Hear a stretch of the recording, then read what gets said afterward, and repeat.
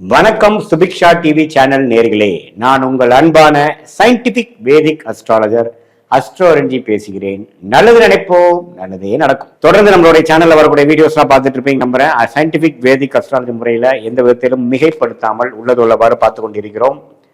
அந்த வகையில சிம்ம ராசிக்காரர்களுக்கு ஜூன் 2025 எத்தகைய ஒரு மாதமாக இருக்க போகுதுங்கிறது பார்க்க போறோம்.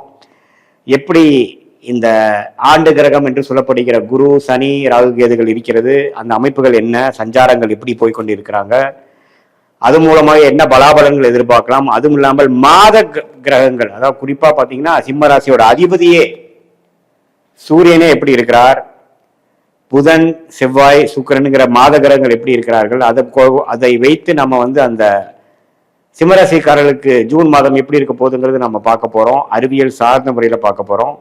நம்ம சேனலுக்கு ஃபர்ஸ்ட் டைம் வரவங்க மறக்காம சப்ஸ்கிரைப் பண்ணுங்க. தொடர்ந்து நம்மளோட வீடியோஸ்லாம் அடையும்.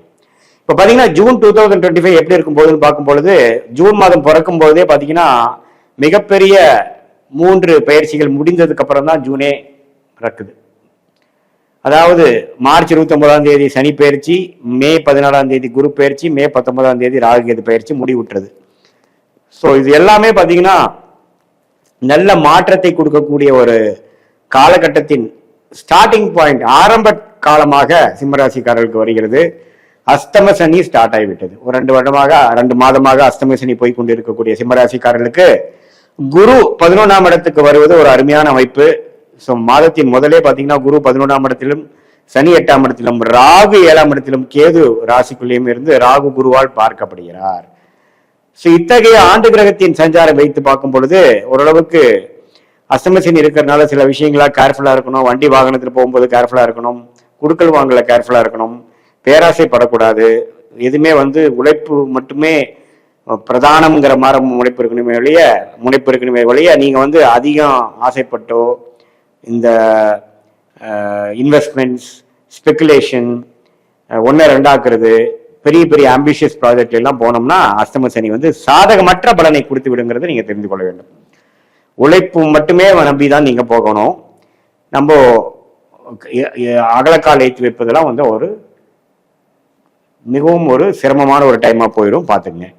மற்றபடி பாத்தீங்கன்னா மாத கிரகம் சூரியனே பாத்தீங்கன்னா 10ஆம் இடத்துல நல்லபடியா இருக்கும் பொழுது நல்ல உத்வேகமான எண்ணங்கள் நல்லாவே இருக்கும். இந்த அஸ்தம சனியை சமாளிக்கிற அளவுக்கு உத்வேகமும் ஒரு மன தைரியமும் இருக்கக்கூடிய டைம் தான் ஜூன் மாதம் இருக்குது. குறிப்பா சொல்ல போனா முதல் 15 நாட்கள் சூரியனே பாத்தீங்கன்னா 10ஆம் இடத்துல இருந்து, அதுக்கப்புறம் கடைசி 3வது 4வது வாரங்கள் பாத்தீங்கன்னா 11ஆம் இடம் என்று சொல்லப்படுகிற அருமையான ஒரு இடத்துக்கு குருவோட சேர்ந்து இருக்கிறது.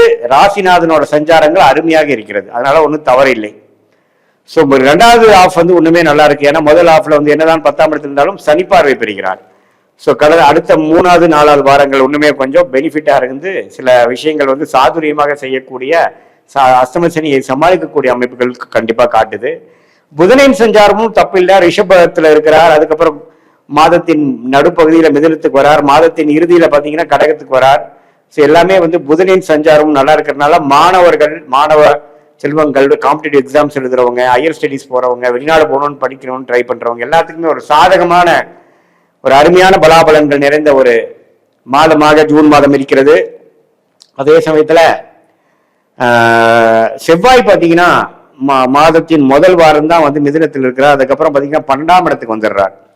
ஸோ 12ஆம் இடத்துக்கே ராஜயோகாதிபதி வரும்பொழுது கொஞ்சம் தூர போறது, ஒரு பிரயாணம் போறது, சுப விரயங்கள் செய்வது, அது மாதிரி சில விஷயங்கள்லாம் நடக்கக்கூடிய அமைப்புகள் இருக்கு.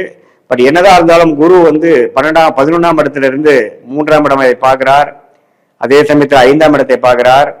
அதே சமயத்தில் 7ஆம் இடத்தை பார்க்கும் பொழுது நல்ல ஒரு முயற்சி, நட்பு, நல்ல ஒரு கொலாபரேஷன், நண்பர்கள், குடும்பத்துல எல்லாத்துலயுமே ஓரளவுக்கு அனுகூல ஒரு அமைப்பு கிடைக்கக்கூடிய அமைப்புகள் இருக்கு. இதுவே அஸ்தம சனியை சமாளிக்கிற அளவுக்கு ஒரு விஷயத்தை கொடுக்கதான் செய்கிறது. ஸோ நல்லாவே இந்த மே மாதத்துல நம்ம பாதிக்கப்பட்ட, ஏப்ரல் மாதத்துல பாதிக்கப்பட்ட சிம்மராசிக்காரர்களுக்கு ஜூன் மாதம் ஒரு நல்ல மாறுதலை கொடுக்கக்கூடிய ஒரு மாதமாக இந்த ஜூன் 2025 கட்டாயம் சிம்மராசிக்காரர்களுக்கு உண்டு. அதே சமயத்துல சுக்கிரனின் சஞ்சாரமும் பாத்தீங்கன்னா 9ஆம் இடத்திலேயே மேஷத்துல இருக்கக்கூடிய சுக்கிரன் மாதத்தின் இறுதி நாள் ஜூன் 30ஆம் தேதி பாத்தீங்கன்னா அதோட ஓன் வீடாகிய ரிஷபத்துக்கு வருவது அருமை.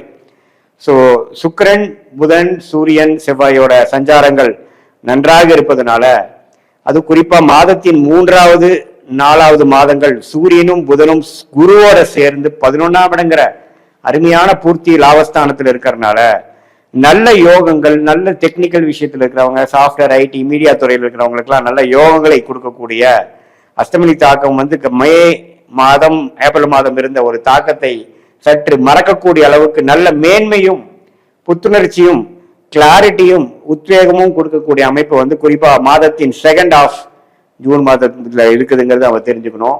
பட் என்னதான் இருந்தாலும் அஷ்டமி சனி நடக்கிறதுனால நம்ம அகலக்கால் வைக்கிறது, ஓசிக்காம ஒரு விஷயத்துல இறங்குறது, அதிக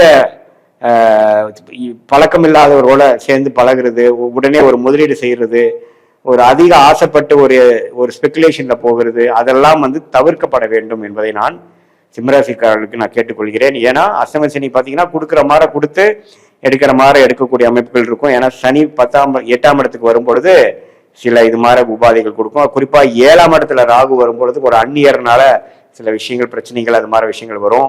ஆனா குரு பார்வை பெறுவதனால காதல் திருமணங்கள், கலப்பு திருமணங்கள்லாம் அருமையா நடக்கக்கூடிய ஒரு மாதமாக ஜூன் மாதம் இருக்குது. இதுவரை வந்து காதல் போயிட்டு இருக்கிறவங்களுக்கு கை கூடவில்லை, கொஞ்சம் பெற்றோர்கள் சம்மதம் கிடைக்கவில்லைங்கிற மாதிரி இருக்கிறவங்களுக்கு பார்த்தீங்கன்னா அருமையான ஒரு பார்வை, குருவின் பார்வை, அது 11ஆம் இடத்திலிருந்து வரக்கூடிய பார்வை வந்து 7ஆம் இடத்துல ராகுக்கு பெறும்பொழுது நல்ல அது மாதிரி அந்நியர் மூலமா வரக்கூடிய நட்பு எல்லாமே கொஞ்சம் அடுத்த லெவலில் போகிறது.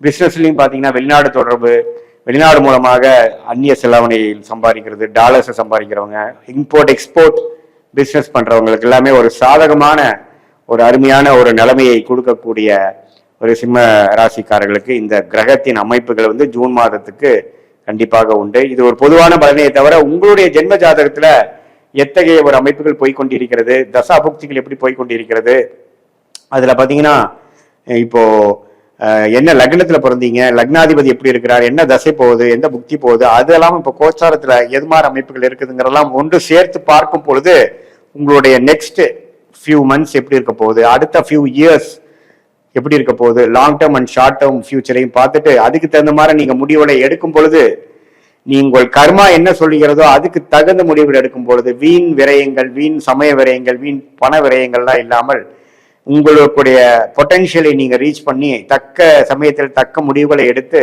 கரெக்டான ஒரு வெற்றியை நீங்க கரெக்டான டைம்ல பெறக்கூடிய அமைப்புகள் கண்டிப்பாக இந்திய வேத ஜோதிடம் சயின்டிபிக் முறையில பார்க்கும் பொழுது அதுக்கு தகுந்த மாதிரி நம்ம முடிவுகள் எடுக்கும் பொழுது கட்டாயம் வெற்றி பெற முடியும் என்பதை நீங்கள் தெரிந்து கொள்ளுங்கள். இது பொதுவான பலன்கள் என்று நீங்கள் தெரிந்து கொள்ள வேண்டும். மீண்டும் மற்றொரு காணொலியில் சந்திப்போம். நன்றி, வணக்கம்.